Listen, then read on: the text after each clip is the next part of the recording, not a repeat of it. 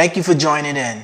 To help us grow this channel, can we get you all to hit the subscribe button below and also click the notification bell so you can be updated on upcoming videos as well. We would like to reach a massive audience so we can show people how to live according to God's will and at the same time protect and grow their wealth, handle possessions and resources that God blessed them with God's way. So thank you once again. Make sure you hit the subscribe button and share to someone you know.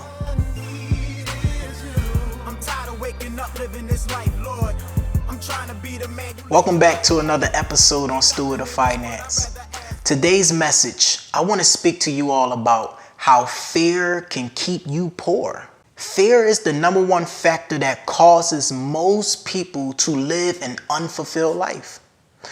And when I say poor, I'm not talking about the lack of having, but having a poor mindset, which ultimately leads to making poor financial decisions. Fear can play out two ways in your life.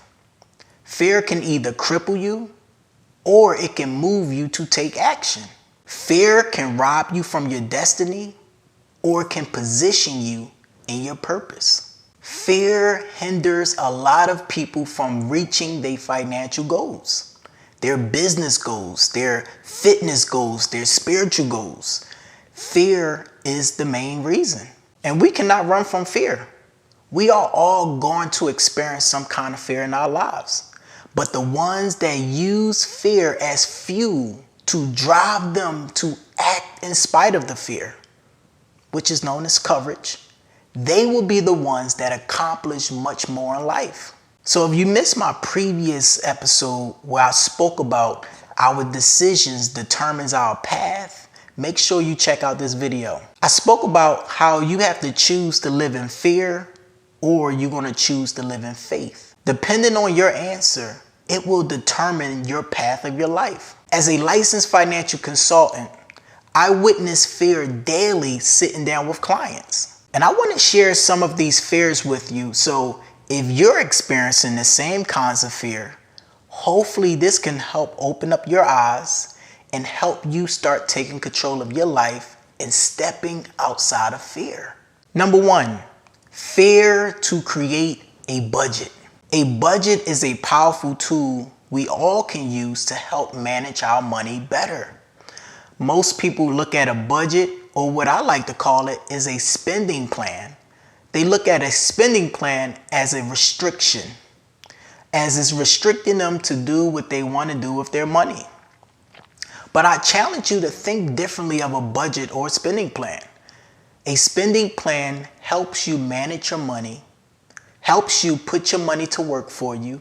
It helps you to show you where your money is going and if your money is working for you or is it working against you. So having a spending plan is the first action I advise my clients to make. First, we need to know where we are before we can know where we're going. The reason why most people fear creating a budget is because it will show how poorly they are with money. Most people don't want to see how horrible they are with money. So they avoid having a budget. They think it consumes a lot of their time. It's too hard to accomplish. But this is the number one tool that can help you in your journey to become financially free. Number two, fear of losing a job. The main concern with most working Americans is financial security. So a job is the number one financial security to most Americans. But most working Americans, they work at a job that they don't like, but they trust the job with everything. They trust their job with their income, their retirement, their health insurance, life insurance, their financial future, their investments. So losing a job will be devastating to them. And this is one of the biggest fears on why most people don't achieve financial freedom. They are enslaved to a job that they are fearful to lose, thinking there's not a better job or a better opportunity that's out there for them. Number three, fear of losing money. This is a big issue when I sit down with clients, is the fear of losing money. So what most people do is save or store most of their cash in a traditional bank. They don't invest much. They don't know much about investing. They don't know where else to put their cash, so they store it in the bank or they keep cash in hand. The problem with storing money in the bank is you have things that's attacking the growth of your money. Although you may get protection, FDIC insured up to $250,000, but you are depositing money inside of a bank and getting credited less than 1% on your money. So your money is infected by inflation and also taxes. The bank is not a great place to store your cash when seeking growth or seeking tax benefits. So those that hoard their money or that's fearful of losing money, that store their cash in the bank, your money is depreciating in the bank. Not only are you not able to enjoy your money, what's happening is the bank is making money off your money. So you have to step outside of that fear of saving money, hoarding money, and trying to keep it in a system that is broken and that was not designed for you to be wealthy. Number 4, fear of investing. Most Americans, not only do they not invest, they don't even know how to invest. They're not educated on investing. And I'm going to tell you this, I love this phrase that working income won't make you rich. Investing will make you rich. So for most Americans that fear investing because of not having the knowledge, not having the education, they are the ones that's suffering most from the society today. So when you don't invest your money, you're not putting your money to work for you. You have to learn how to stop learning how to work for money and start learning how to have your money work for you. That is a wealth tip for you all, to enjoy the power of compounding interest. And number 5, fear of taking risk. It's sad with a society today where fear can hold you back from your purpose. I'm not against earning a paycheck, but what I am against is allowing a paycheck to determine your worth. Sometimes God may lead you to start a business, but then the security of that paycheck can cause you to not start that business. So the fear of taking risk for yourself, the fear of betting on yourself, that you deserve more, that you want more, and not only for you, but also for your generations to come. So your fear of taking risk not only affect you, but it also affect the generations. Step outside your comfort zone and allow God to use you so you can start living a fulfilling life. One thing I know what happens when you don't take risk, you live a life that's not fulfilling. So take a risk on yourself. Take a bet. You deserve it. You deserve it. There's something special in every last one of us.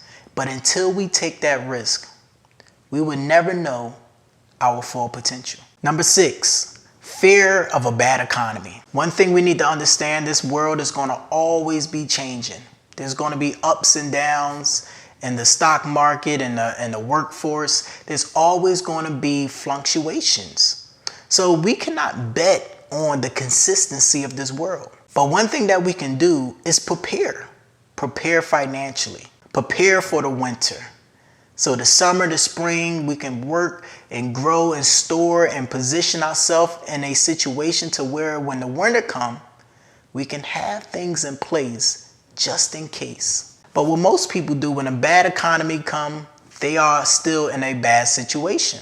The fear of a bad economy causes most people to hoard, to hold their money more tightly, when you should still be investing. You should still be finding ways to grow and buy assets. No matter if the economy is doing great or is doing horrible, there's always an opportunity to grow your wealth. You should be waiting for the opportunity. But if you don't have the funds to take advantage of the opportunity, you will be missing out on a great wealth opportunity. And this is the last one that I see what most of my clients really experience the most. It's the fear of having little or nothing for retirement. And this is the cause of not properly planning for retirement. Most people do not have a financial advisor or a financial planner to help give them good advice on planning for retirement, college planning, legacy planning, all these type of plannings that you would need to start planning for early in your life. most people never sit down with a professional to get advice. This is the traditional mindset of most Americans: is work for 30 plus years, invest inside your 401k, and when you retire, just hope for the best. Depend on government social security and government assistance, and who knows if we can trust the government. So what happens to most people in retirement is that they will have to return to work because they outlived their retirement funds. They did not properly plan for retirement.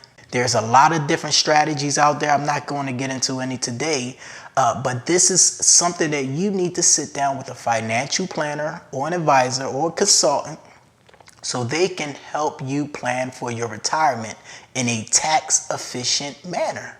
As I mentioned in my previous video, if you are operating in fear, you are living in the absence of faith.